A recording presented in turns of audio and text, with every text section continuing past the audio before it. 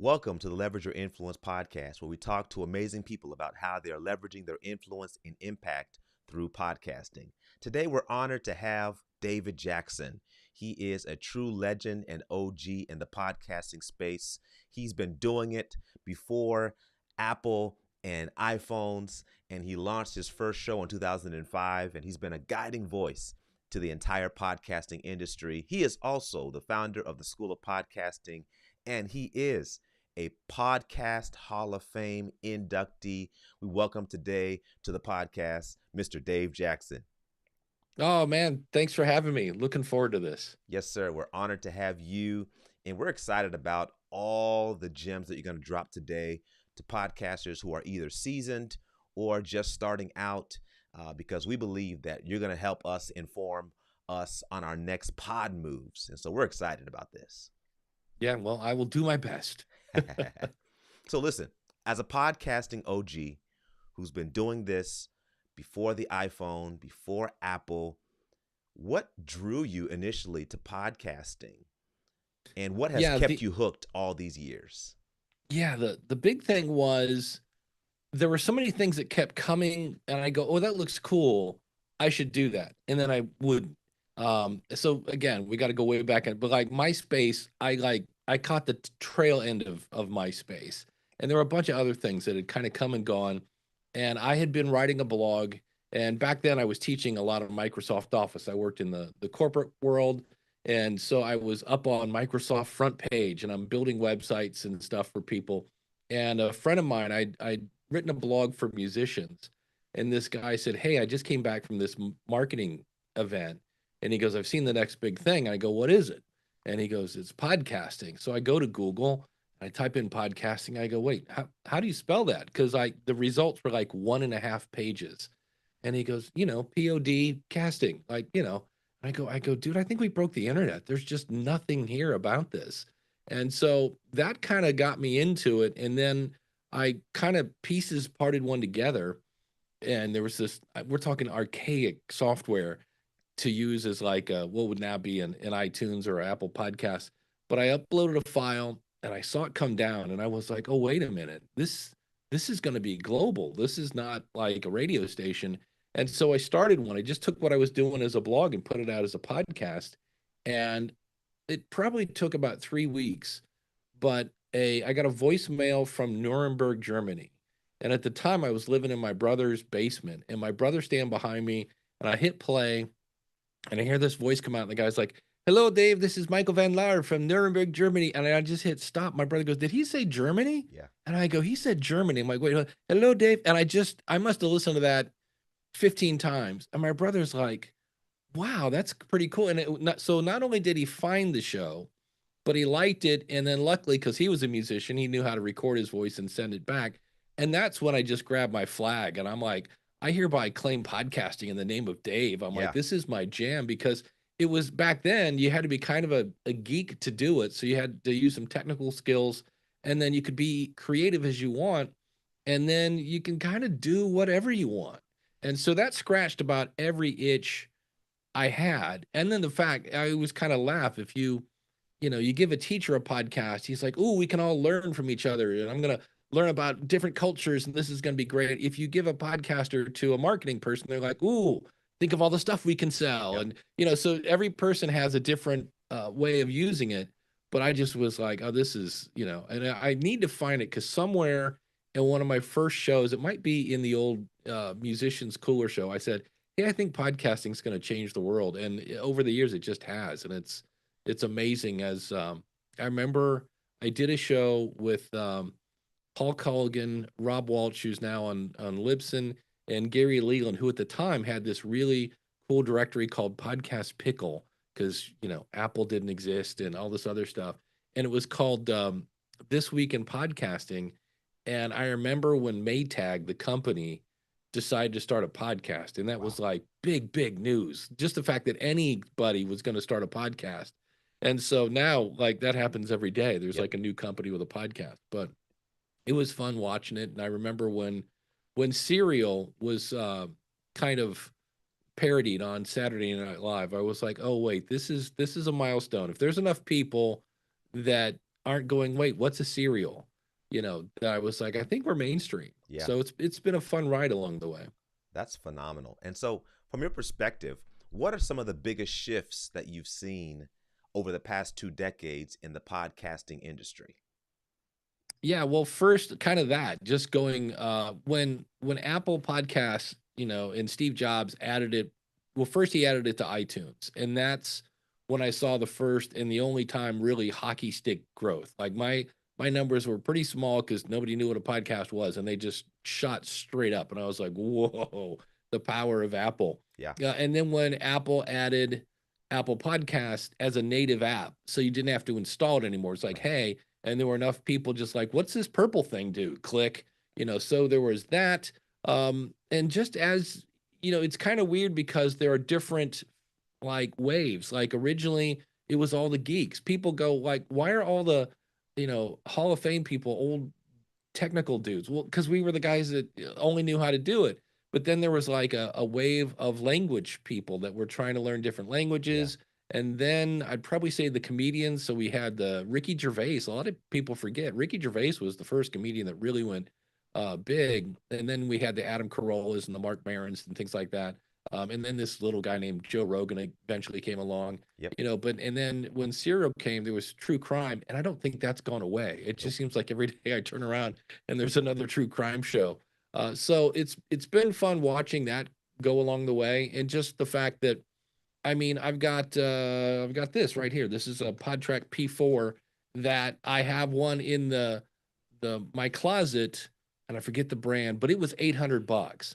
And it Wow. was like, I remember at the time I was like, ooh, that's a lot of money. This thing's $150 Yep. and it does pretty much the same thing. So they're now making products for podcasters to make it so easy. And I mean, when I first started, I was self-hosting my files. I was using Dreamweaver, Wow. which doesn't exist anymore.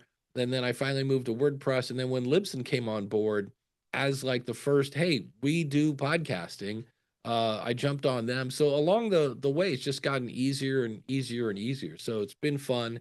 And now a lot of people are, jumping onto YouTube, and that's where I have to put on my curmudgeon hat and go, technically, It's not a that's not a podcast. podcast. Right. Yeah. And the only reason I care about that is when they come out with stats.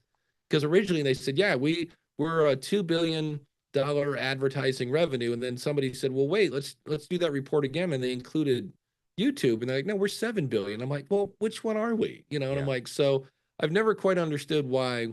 Well, I understand why, because YouTube was losing some of their ad revenue to TikTok. And they're like, we got to get somebody talking about YouTube again. Yeah. Like this is all TikTok, and I don't know. Somebody in the corner was like, "Hey, podcasting's hot," and they're like, "That's it. Good job, Larry." And they went over and just waved their wand at all the YouTubers and said, "I dub thee a podcast." And it's funny because people, and I get it, they call me an old curmudgeon, and I'm like, "Yeah, but it's somewhere down the line we're gonna wish we hadn't let them mix that all together." And we're Yeah. all shows. I get that, but it's one of those things. I'm like, I think we're gonna regret calling YouTube a podcast, but we'll see. Right. Right. So, so the barrier to entry, I mean, things have changed since Yeah, technology has improved. However, for someone starting out now, today, or tomorrow, what's most important? The missional focus for their podcast, the gear that they're using for their podcast, or just being yeah, consistent? What matters yeah. most? It's not the gear, that's for sure. I mean, you can get going. This is a Samson Q2U, probably either this one or the Audio Technica ATR 2100, less than $100, and 69. you're Yep. yeah, you're good to go. So it's not the gear. It's either one or one or two, and I flip back and forth on this all the time. I want to say it's your why, because when you don't get your why, you're burnout. I saw somebody this morning. I was on a Facebook group, and they're like, "I'm getting kind of crispy," and I'm like, "What's your why?" Because that's if you don't get your why, then you burn out. But the other one is your who. Like, who is this for? When somebody goes, "Oh, it's for everybody," and I'm like, "No, it's not." Even if you say, I'll hear people like, "Well, it's for men 25 to 55." And I'm like, as you know, look, as somebody who just turned 60, there's a big difference between me at 25 and me at 55. I'm Hmm. like, that's not the same person. And while you don't you don't have to niche down. I kind of recommend that you do. You end up with a smaller but more rabid audience that Yes. people are going, wow, it's like they made this for me. So there's that. And for consistency, I would rather, and it is important to be consistent because what happens is you become part of somebody's routine. Yes. But I would rather have a late show that was good than an on time show that was, eh, I've heard shows while hit it and they're like, well, it's Thursday. I don't know what we're going to talk about, but I promised you a show every Thursday. And I'm like, and stop, Right. because I don't want to listen to you improv for 20 minutes and try to figure out and then go, well, that's 20 minutes. Okay, we're done. And I'm like, no. So consistency is important, but consistency in quality, I think, Yes. is more important. Yes. Well said. Dave, you've been privileged to work for companies like Libsyn and Podpage now. I see your Podpage t-shirt. Yeah. What are some of your favorite podcasting platforms? Ooh, great question. Right now, if you and it's kind of funny because every podcast answer begins with two words, and that is it depends. Because we're all a little different. Like if I just need a basic kind of media host and I'm gonna produce a show every other week, Libsyn all day long. I always tell people if you cut me, I still kind of bleed green. But if I'm a solo entrepreneur and I want to promote my products, Captivate is my favorite. And it just barely hedges out Buzzsprout. That's almost a tie because they both have dynamic ad content. So you can Yes. basically you can advertise your stuff. And I always tell people it's just because I'm an old musician and Buzzsprout mixes your file down to mono, which for 99% of people is perfectly fine because it's a spoken word thing. You don't need stereo except your music. And again, if I wasn't a musician, it probably wouldn't bother me. But the other thing is, Captivate has a different business model. You can have as many shows as you want, as many episodes as you want for one price. And the only time your price goes up is if you get pretty popular 30,000 downloads a month for all of your shows. And I'm nowhere near that. And so that's where they edge out Buzzsprout just a little bit. But those are two. And there are other solid choices. Nothing wrong with Blueberry. That's another good one. But Podbean. those are yeah, Podbean. That's another one that's been around forever. But right now Captivate's my top one. And people always say, well, you say that because you work there, but I really love Podpage. People always say, oh, you say that because you work there. I go, no, no, I work there because it's cool. Yeah. And it was just a case where Brennan from Podpage, he hired me back in 2020 to kind of go, is this even a good idea? Mm. And I was like, well, we're going to need an about page. We're going to need a contact page in our episodes. And he came back in like a week and said, like this. And I was like, whoa, that is cool. And I'm like, can you integrate it with PayPal and Patreon? And it came back in a couple days like this. And so over the years, I've just been feeding him stuff. Hey, any chance you could get it to do this? And so he just approached me and said, hey, I've got a position over here. And he's like, I'd already made a course on Podpage and was giving it away for free. And he's like, you kind of already work for us. Why don't we just make this official? And it wasn't an easy choice because I'd been at Libsyn for 8 years, but it was just a case where I'm using more of my talents over here than I was at Libsyn. Still love Libsyn and Rob and Elsie and the whole team over Yeah. there, but this was just a better fit. Yeah. And for those who don't know, Libsyn is the OG of the Yeah. podcast hosting space. But Yeah, the Podpage original. helps podcasts to have robust, beautiful, user-friendly websites for a fraction of a cost. Yeah, I always say we make pretty websites for people that don't want to learn how to code. And it's Brennan's been doing a thing. This is kind of on the DL. We haven't officially it's on our YouTube channel, but we haven't made a big deal about it. But he's finding other people's websites and basically recreating the look in Podpage just to Oh, show its flexibility. I love it. So yeah, it's pretty cool. That could be a whole segment, kind of like, when they renovate a house, you can renovate your Yeah, podcast. Yeah. yeah. Yeah. Wow. That's it. Okay. All right. That's awesome. So you mentioned monetization. You've seen all the monetization models, Dave, from Yeah. sponsorships to memberships to courses. Which ones have stood the test of time? That's a good one. It seems to be That's a good one. Courses definitely are any kind of memberships come in handy. the one that everybody talks about, and I kind of feel this is going to be an episode in the future. It's in the oven baking, but I think a lot of people feel that their podcast is only legit if they have sponsors. And that Mm, makes me a little sad because you can change the world with your podcast and not make a dime. But I always tell people that he said, shamelessly grabbing his book, yes, sir. you know, if I sell a copy of this book, I make $12 if you buy it from me. Now, if I wanted to make $12 on ads, and I'll be generous and say it's $5 CPM, which is cost per thousand downloads. I'd have to get 2,400 downloads to make the same price as selling one book. And I'm like, which one's easier, getting 2,400 downloads or selling one book? If you've got the right audience, I always say the most profitable thing you can do is sell your own stuff. Yeah. And the reason for that is when you're consistent, right? You're seen as reliable. When you're consistent in your content, they like you because, hey, I tried that and it worked. And then anytime you can make a point with a personal story, that they kind of get to know you. And so now there's the whole know, like, and trust. So when you say, hey, I've got a book, I've got a course, or I've got coaching or whatever it is, that's definitely easier than when people don't know you at all. I mean, I got hired back in the day. The New Media Expo was before Podfest and before Podcast Movement. Right. And this sounds like humble brag theater, but this happened. At the time, the guy that ran the event called Spreaker, called Blueberry, and called Libsyn and said, "Hey, we need a new head of podcasting over here." And this is before I worked at Libsyn. Like, who do you think would be a good fit? And all three of those people said, "I don't know. What about Dave Jackson?" Yeah. And so without, number one, I had all those people on my show. So it grows your network. Right. And so that when somebody goes, I need a podcast guy, they go, oh, I got somebody. Right. So that's one of the advantages of doing like interviews. But when you do a solo show, you grow your influence. So people always go, should I do a solo show or should I do interviews? And I go, why are you limiting yourself? Do both. Yeah. And then when I do a solo show, it's not, hey guys, there's none of that stuff. I talk to one person. Thank you so much for tuning in. I'm so glad you're here. And when I talk to people who listen to my show, they go, I always feel like you're talking to me. And I go, cause I am, Yeah. so yeah. Now, on the other hand, like I've had really at times amazing success with affiliate marketing.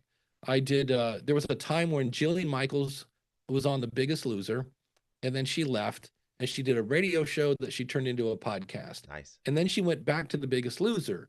Well, she quit her radio show and her podcast. And everybody's like, what happened to the Jillian Michaels show?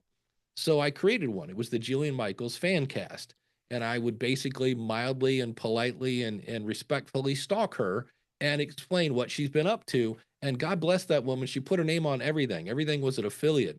And so I remember she came out with her first book that she had narrated on Audible. And I made $15 every time somebody signed up at Audible. Nice. And when that came out, when I got my commission check, it was four figures. And I was like, thank you, Jillian Michaels. And then unfortunately, she left The Biggest Loser and came back and started doing her podcast again. So would you rather listen to some weird white dude talk about Jillian Michaels, or do you want to actually listen to Jillian Michaels? So that was the end of that. But I used to do a weight loss show, and I remember there were these things called fit decks. They're little decks of cards, and I bought one because anything I want to talk about, I want to make sure You have it. I've either read it or tasted it or whatever. And I said, hey, these things are pretty cool, and I could see turning this into a game with like your kids. And that was the phrase that pays. That's when I found out that most of my audience were moms with children. And I'd make like $1.50 per deck, but they had like 6 or 7 different decks. It was like the military fit deck and the pregnant mom fit deck and the blah, blah, blah. And I remember I got a commission check for $300, Nice. $1.50 at a time, but it was the right product for the right audience. So Yes. affiliate marketing can really, add up if you get the right product for the right thing. And then there are donations and there's crowdfunding. I do a show on Saturday morning, and it was two things. I wanted to play with Blog Talk Radio back in the day. And then when Patreon came along, I was like, oh, let's see how this works, so that's another way to do that. And I've seen people, there's a website It's Graphtreon. So GRPH Treon. And there are people that have turned on their stats so you can see how much they're making a month. And there are people that are making more money in a month than I make in a year. Yep. And I was like, whoa, but you'll also see where they started, 10, 15 years ago. Right. And they're usually pretty niche. The one show I looked into, they do 4 shows, and 2 shows are free a month, and 2 shows you have to pay for. Because I was like, how are you getting, hundreds of thousands of people? Right. And so that's another one. Crowdfunding can come in handy. Then there's good old fashioned donations, but you have to ask for those. Yep. And some people kind of feel weird about that. But it's not what is the strategy. It's just do them all Yeah. and see what works. Because there are times when I remember when the economy kind of tanked a little bit, my crowdfunding went down a little bit because people were like, sorry, but things are getting tight.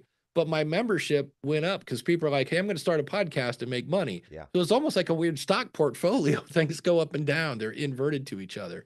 So I was really happy I had multiple streams of income because, that could have been a little like, well, I guess we're back to ramen and mac and cheese for dinner, Right. So you mentioned the N word, niche, right? Yeah. So I try to help my clients understand the deeper you niche down, the easier it will be for you to monetize later because the audience will feel like, yes, this is for me.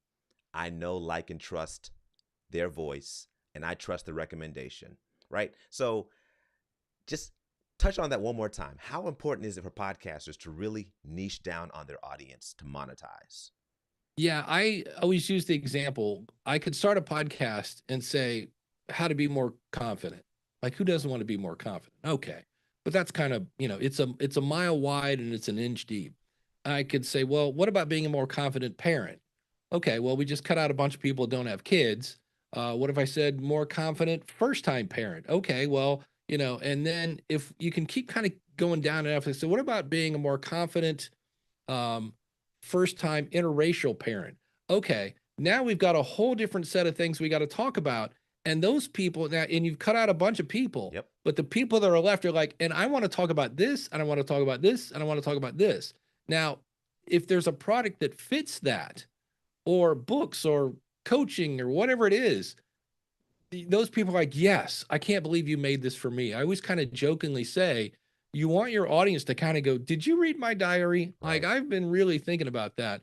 And you can kind of niche down too far. Like, if I said, a more confident, first time interracial parent in Wisconsin. Okay.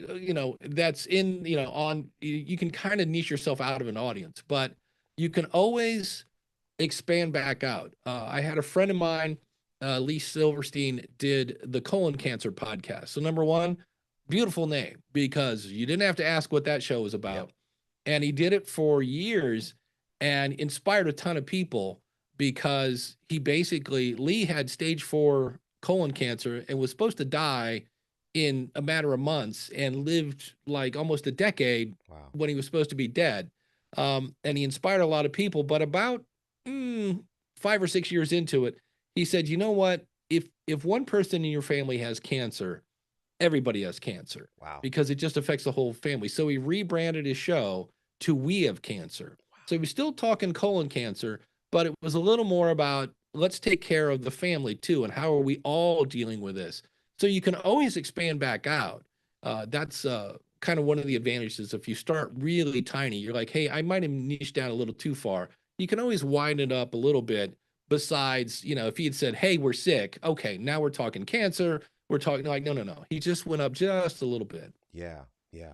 So Dave, I want to take you this direction. What's your All take right. on dynamic ad insertion and programmatic ads? Are they worth it for independent creators? Steve, this is again, of course, it depends. For me, no, because if I'm doing, let's say 300 downloads and I'm getting paid 0.005, I think it's $1.50. I'm trying to do math in my head here. It's not much. And I get it. There are going to be those people who are like, well, it's better than a poke in the eye. And I'm like, yeah, but isn't kind It's of important. everything better than a poke in the eye? Right. So for me, I'm like, the other thing is many times they don't fit the audience. Mm. And people don't hate advertising. They hate bad advertising. Uh, Many moons ago, I used to listen to a show about WordPress, and I really didn't like the show, but their ads were amazing because they point out these cool web tools that I'd never heard of. So I listened. It was kind of like the Super Bowl. I Nice. listened for the commercials. So I just had somebody recommended a marketing show. It started off with about a minute and a half of commercials. That's not a great first impression in my book. And I'm going to go into my Pocket Cast and I'm going to say, hey, start this show at a minute 35. I'm just going to skip all those. And then what was interesting is, and on one hand, hey, cool that you can do this, but it sent me a ad in Spanish. Now, nothing wrong with that, except, well, I don't speak Spanish. So it's hola, da, da, da, and I'm like, okay, whatever. And then later in the show, it played me the same Spanish podcast or same ad. And I'm like, okay, number one, you got the same ad twice. Right. That's kind of annoying. And number two, you're targeting the wrong guy here. I'm Right. not in California. I'm not in Texas. I'm like, I don't know what's going on.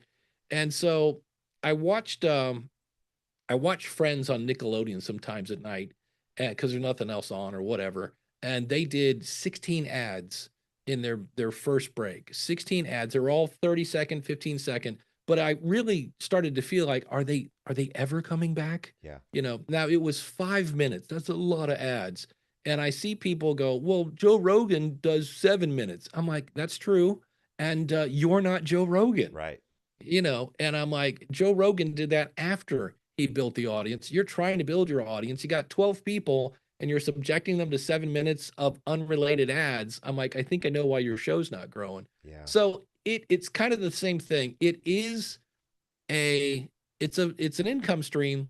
It's my least favorite because most of the time the juice isn't worth the squeeze. Yeah. Yeah. Thank you for sharing on that note. So, beyond sponsorships, how can podcasters monetize their influence and not Oh, just the that's episodes? yeah, that's one that is kind of I don't know that I've actively done that. And as you say that, I go, I probably should. I should hire somebody to go get me speaking gigs. I should Yeah. hire somebody to things like that. I'm really not pursuing it. I just get asked.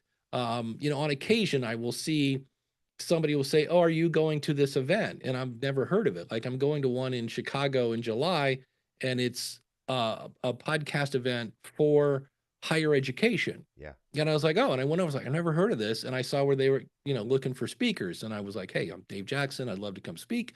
And luckily they picked me. Wow. But I've had like my book offer. I didn't pursue that at all. I just happened to be rewriting. I'd originally written a book called More Podcast Money. And like every book about technology, it was pretty old in the tooth. And I was like, we need to rewrite this. And it just so happened that this publisher came up to me and said, hey, would you be interested in writing a book about monetization? And I was like, as a matter of fact, I'm doing that right now. And so that came about. I've had speaking gigs that just people have either A, seen me speak or knew somebody who saw me speak. So those kind of come in naturally. And it's one of those where it's like, well, how many more would I have if I Right. actually went out and tried to do that? So, but even I got a job once. I used to teach at Chancellor University in Cleveland, Ohio. And I think the reason I got the gig is during the interview, they said, what do you do for your hobbies? And I said, well, I play the guitar, I ride my bike, and I podcast. And this was, again, the early days. And they're like, wait, you podcast? And Yeah. I go, oh, yeah, I actually teach people how. And I said, I could see where we could start a podcast for the school Right. and do a podcast about how to study and how to be a better student. And I'm pretty sure that's what got me the gig. I already mentioned the New Media Expo. And when I lost my job in teaching because I think at that point everybody and their brother had learned Microsoft Office and they didn't need me anymore. And I was like, well, I'd really love to get a job in podcasting. Well, I knew Rob Walsh at Libsyn. And so I called him up and I said, hey, buddy, I go, you want to play a game? I've got bad news and good news. And he's like, okay, I'll play. He goes, what's the bad news? I go, I just lost my job. And he goes, and what's the good news? And I go, I'm available to work for you. I Nice. said, I told you this might get awkward. And he goes, no, no. He goes, I'd say I'm sorry to hear you lost your job, but I'm not. He goes, what are you doing the rest of the day? And I go, I literally just lost my job, probably laundry. And 20 minutes later, I'm on the phone with the president of Libsyn. So Wow. it's those, I would say a podcast leads to relationships and the Yeah. relationships lead to opportunities. And some of those are just an opportunity to grow your audience. And sometimes, I've been paid to speak sometimes handsomely. And I was like, okay, that doesn't suck, Yeah. so because I'll go and talk for free. I shouldn't say that out loud, but I mean, to me, I miss the days. That's the one thing I miss from being a teacher is when I can see my words have effect on the faces in front of me. Yeah. That's a lot of fun.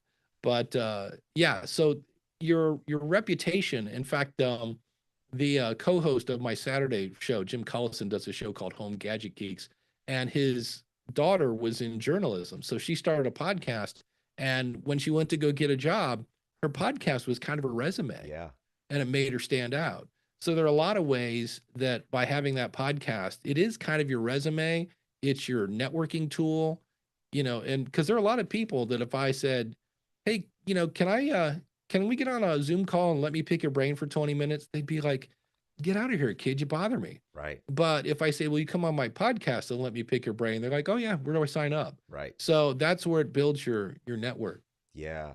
You can definitely leverage your influence with a podcast. So, when it comes to podcasting, putting out content, feeling stuck, how do you encourage your podcasting students? Because you are operating as a podcast dean. You have podcasters in different phases, about to get started, have already started. Some are sustaining and succeeding.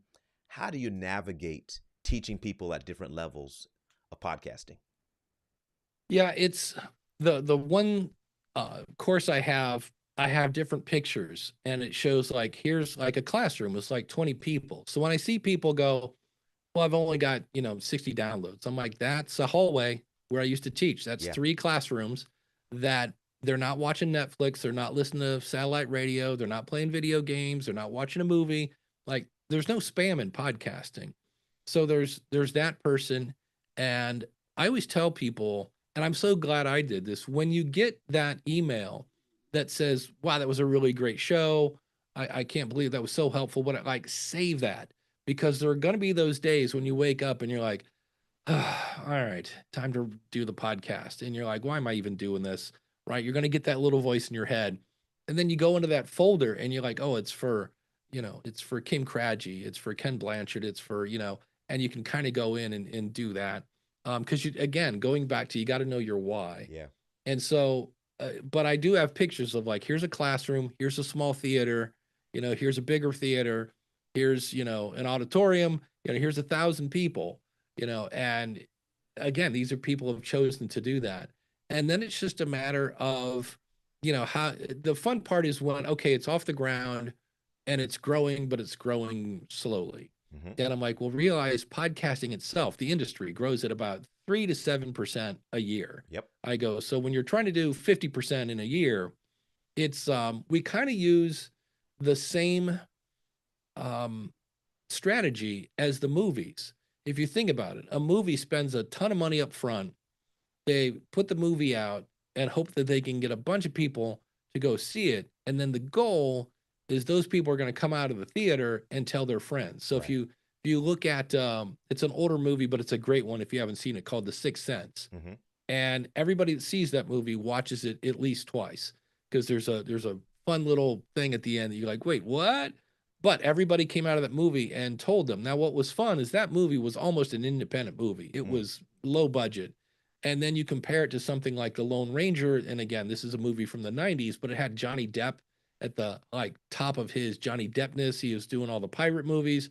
And I saw that movie. It was horrible. It was just, and so when I came out of the movie, I was calling my friends, but I was like, yeah, I know you got the Happy Meal and the poster already, but this movie is awful. Right.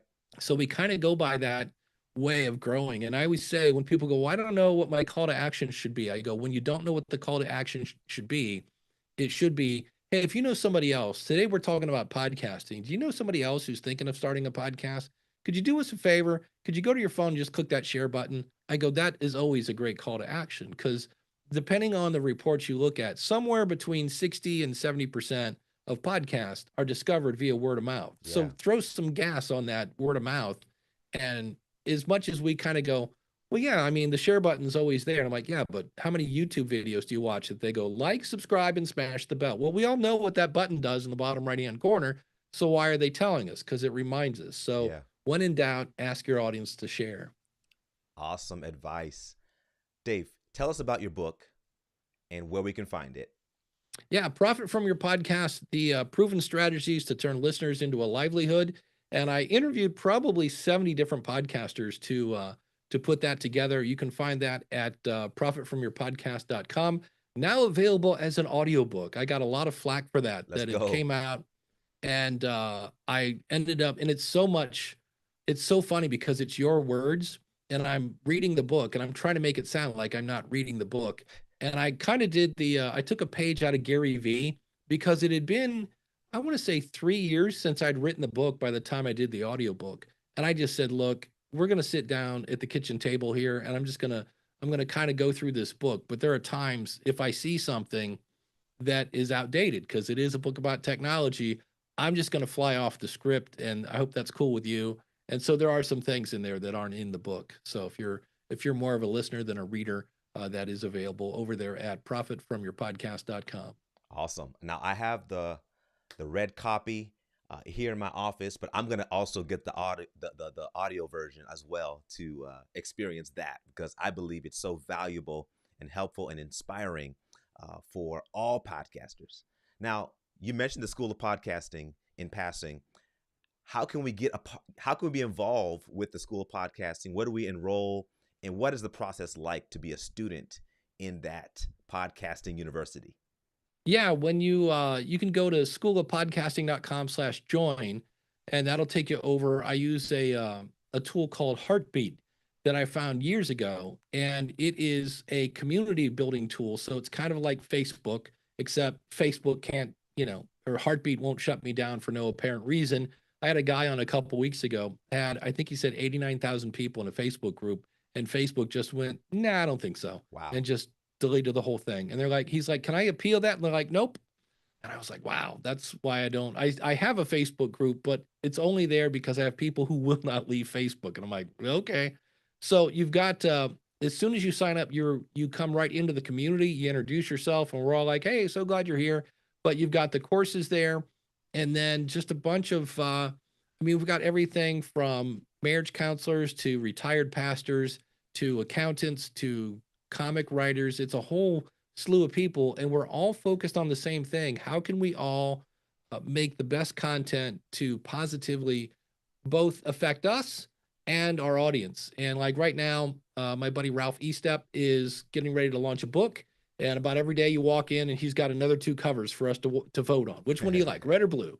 That kind of stuff. So you've got the courses, you've got the community, and then I still do. If you want to hire me as a consultant, you can, but it dawned on me that was quote my big ticket item. And I would knock on doors and I'd be like, hey, I see you're doing this.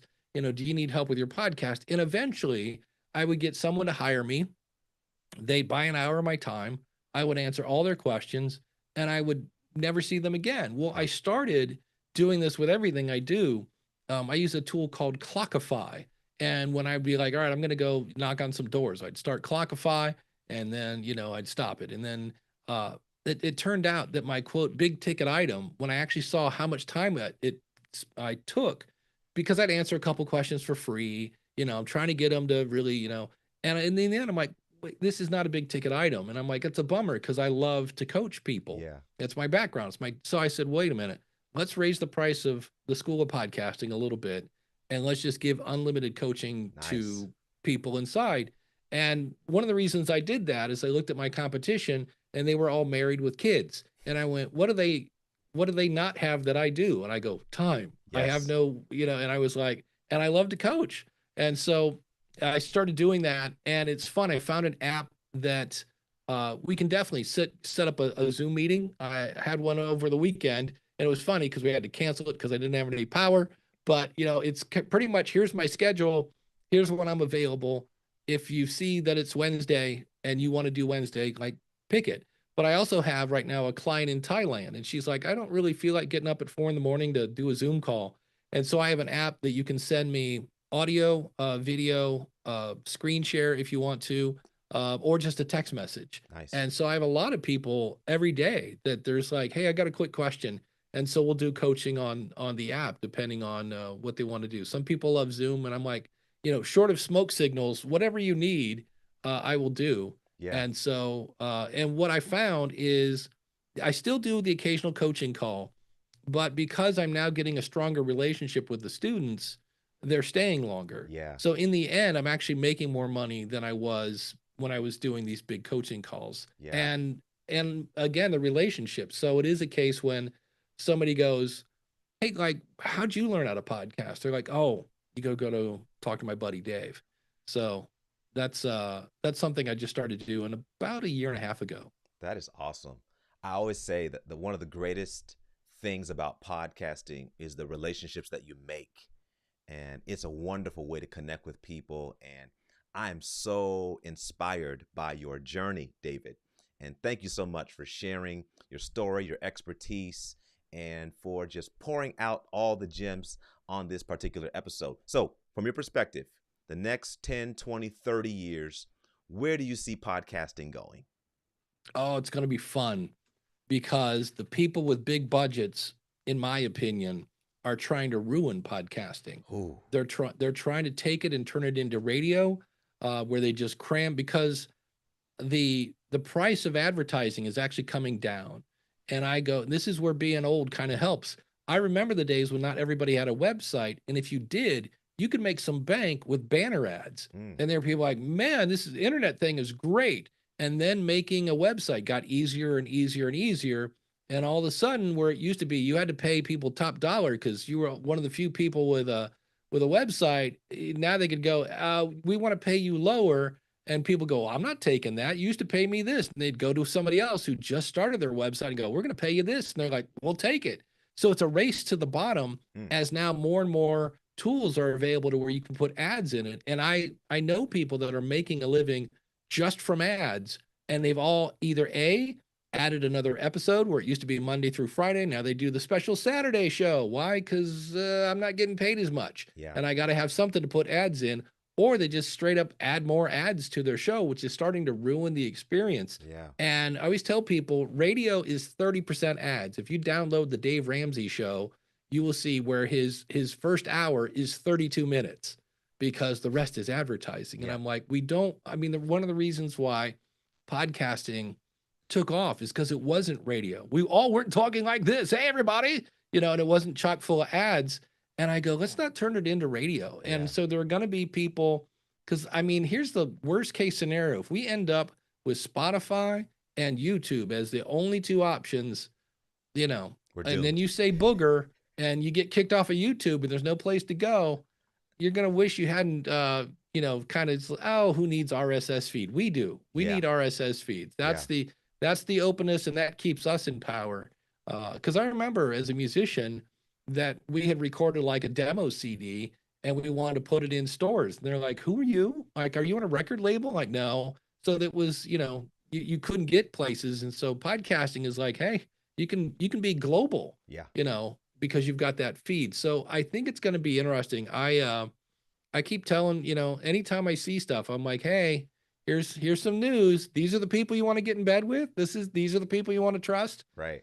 So I try to but greed is a big motivator. Yeah, And when the big companies come up and go, hey there, kid, we can make you look at all the money here, sir. And you're like, and they just fall into it.